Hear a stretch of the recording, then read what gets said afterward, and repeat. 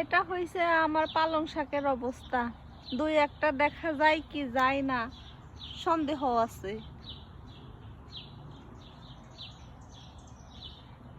এই হলো আমার খামারের অবস্থা। এখানে লাগাইছিলাম পুঁই শাক, খবর নাই তার। হয়েছে কি গম ক্ষেতের বাইত্যা শাক। পুঁই শাকের চারা একটা দুইটা থাকলেও থাকতে পারে, সন্দেহ আছে আছে কি না আছে। এখানে লাগাইছিলাম কচু, খাইয়া ফেলছে কাঠবিড়ালি। লাগাইছি ঢেঁড়সের চারা, তা মাটির সাথেই কথা বলছে। হাই রে ভাই রে ভাই, কি যে পাজির পাজি, কাঠবিড়ালি আমার কচু গোলারে একবারে মোটা কইরা খাইয়া ফেলাইছে।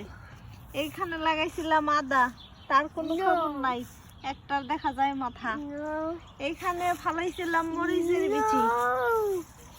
যত কিছুই বুনছিলাম তার মধ্যে লেটুসটাই বেস্ট, ওয়াও হইছে। আর হইছে ধইনা পাতা 4টা।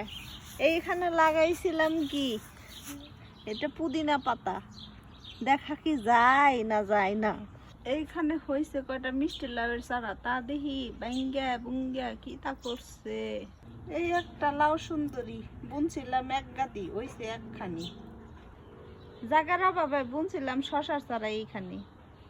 আর কইেন না, জড়িয়ে আইসাল বাংলাদেশে, সেই জড়িয়ে নাকছে শশা গাছে।